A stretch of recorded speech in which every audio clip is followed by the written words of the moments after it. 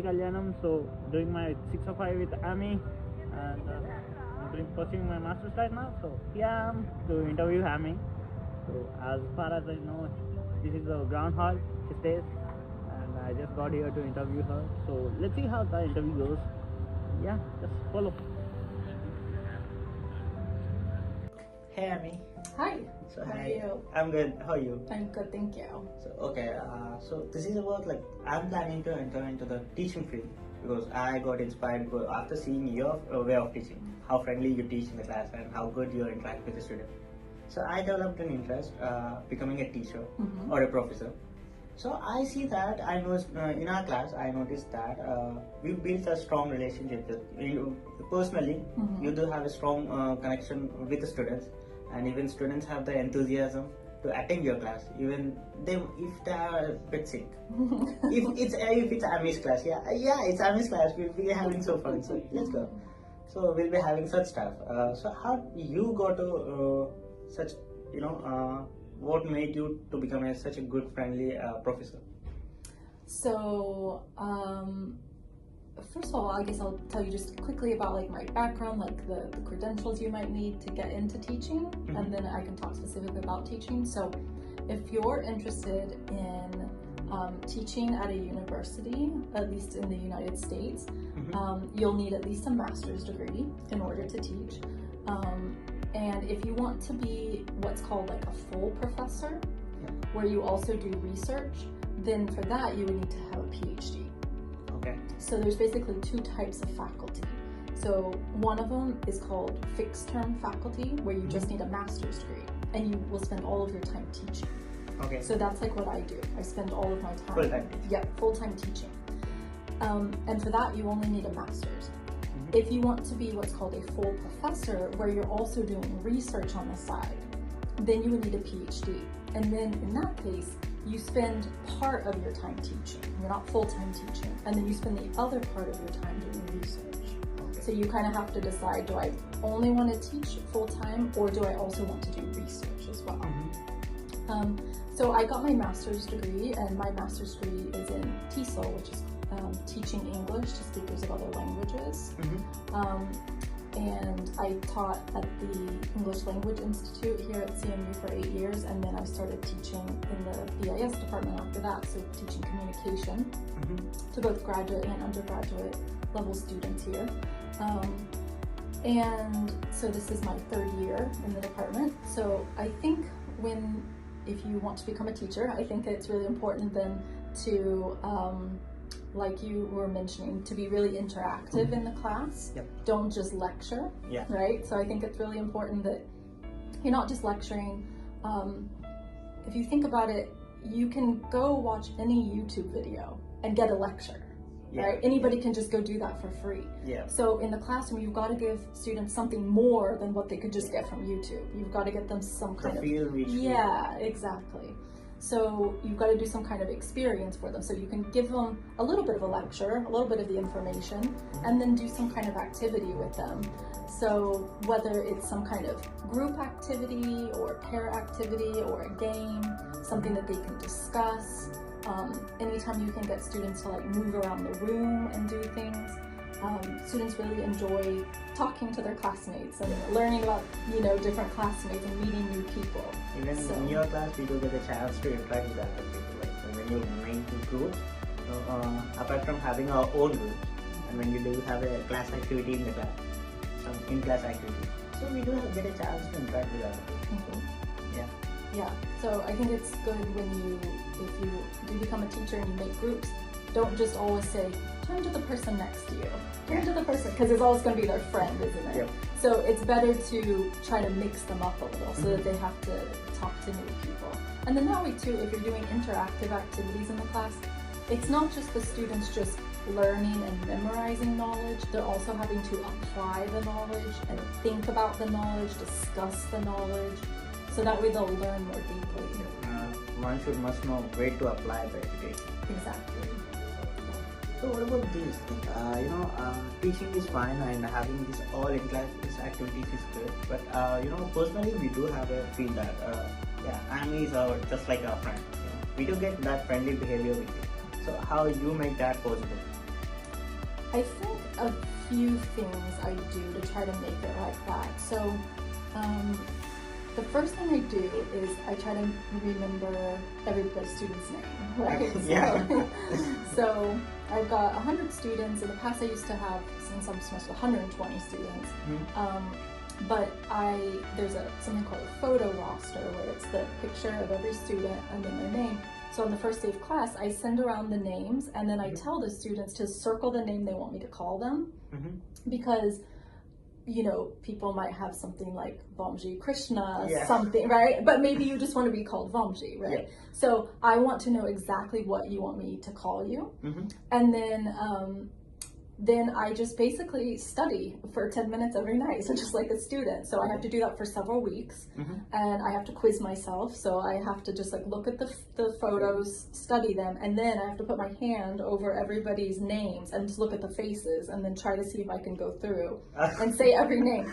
So it takes a long time, and I know that like not every professor does that, because I've had some students then, come up after class, after I've said their name, in class, and then they'll be like, how do you know my name? You know my name. My other professors don't know my name, Or maybe maybe the other professors only learn a few students' names, but not everybody's name. So I think it's really important to be able to say somebody's name, because once you can say them by their name, then I feel like it's much more friendly, and they feel more seen in the class. Yeah, exactly. It's like she knows who I am. Like I'm somebody. I'm not just another random face.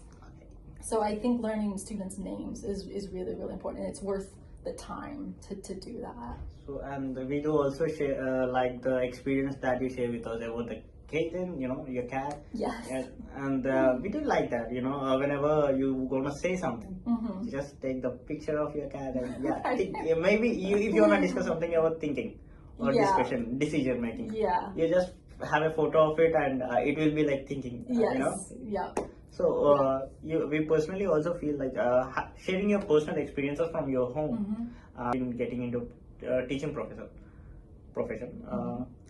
So if I wanted to interact with my students, maybe all the students, for sure everybody is not the same. Every student is not the same. And do you have any suggestion for me so that every student feels me as their friend? Like if they have something trouble in their life, maybe personal or professional, I just wanted to be their guide, or just wanna learn something from their life, maybe if possible. So how that might be possible.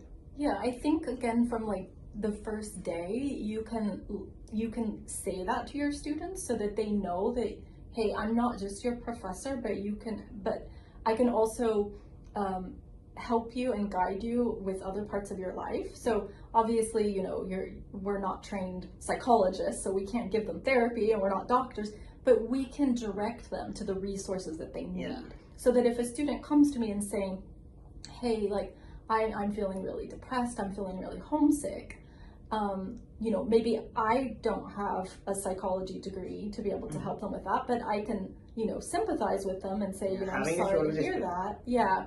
And then I can say, also, there's a resource on campus, like if you're interested in going to the counseling center. So the professor can also help give other resources to the student and guide them. Cannot give the direct solution, but can be a part of giving. Exactly, so I think if you just make it clear, like on the first day, that you are available to talk to students, and that if they're having any problems, whether it's with their assignments or with their personal life interfering with their school life, that they can come to you and that you will try to help them to resolve that. And that if you don't know the answer, you'll find a campus office that does know the answer.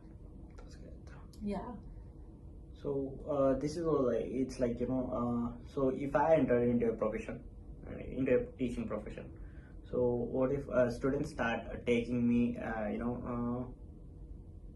sometimes this happens, like when you try to be a friendly teacher, and they started, all of the professors mostly, they start saying this, I'm not your professor, I'm your teacher, I'm just like your friend.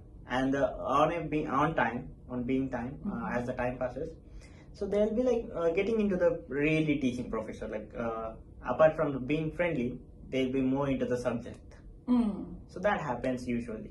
So you're saying like that if the students feel like the professor is very friendly, it might make the students then more interested in that field and in that subject. Yeah, and also like sometimes this happens. Professor says that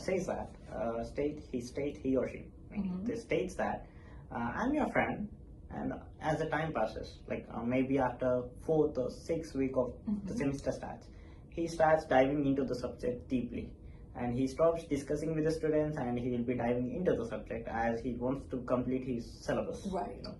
So when that kind of situation arises in a classroom or in a university, what suggestions you might give them to complete the syllabus at the same time to maintain the same one? Yeah, and another point I want to make too is that and I think most professors are like this, we are really careful to distinguish between being friendly with students and being their friend. Yeah. Right? So I always make sure that when I'm saying it, that I'm showing that I'm friendly, that I care about my students, but also that I am still your professor. I'm not technically a friend. Yeah. You do have to kind of establish that boundary, because if you really do just go in and saying like you're a friend, and then let's say a student gets a bad grade, and then they come, wait, I thought we were friends, right? Didn't you say we're just friends? You're not just my professor, you're my friend. So I think it's important to never actually use the word friend with them, but that you are friendly and that you care about their life. And then in that situation, like you were saying, yes, sometimes at the beginning, the professor might be more relaxed because they're not as stressed about trying to get through the material. And then halfway through the semester, you notice, well, now the professors just go, go, go. And then now they're kind of more serious and they don't seem very friendly. So I think one thing is, at the beginning of the semester, the professor needs to make sure they've really planned out the semester well so that they don't end up in a situation where they're having to like cram like too many lessons at the end, so that way they can remain friendly the whole time. And sometimes it's better to cut a little bit of the material in order to do some kind of activity in class, because maybe you can still teach that same material without lecturing, and you can have them get in groups and discuss something, and they might learn more that way than just hearing me just talk for half an hour. Kind of thing you do in our class. Like I noticed it. Like when you want to make some points before showing up the points. Yes. You do. Like I'll ask a question first, like before saying, here's how to make a good PowerPoint slide. I first will ask, how do you think you would make a good PowerPoint slide? What's some advice you would give? What's something in your mind? Exactly. So I want the students to do some thinking first before I just give you answers. Yeah, I think that's a good technique. So what groundwork do you do to be this way, whatever you are right now? So what groundwork you do exactly? So I make sure to prepare my lessons really well. So I don't just like have these are my set PowerPoints and I just go through them every semester. Instead of having a glimpse of it. Yeah, so I'm always like changing my lessons every semester, thinking, last semester that part of the PowerPoint or that activity could have been improved. I could have made it better. So I'm always trying to improve it every semester and come up with better ideas for assignments or activities. Another thing I like to do is I listen to a teaching podcast on Spotify called Teaching in Higher Ed, and it has really, really good information. So I think they have over 500 podcasts, and I've listened to almost all of them. Nice. But it gives a lot of really excellent tips about, how to build rapport with students, right? How to make those connections with students, how to make students feel comfortable taking risks in class, and, giving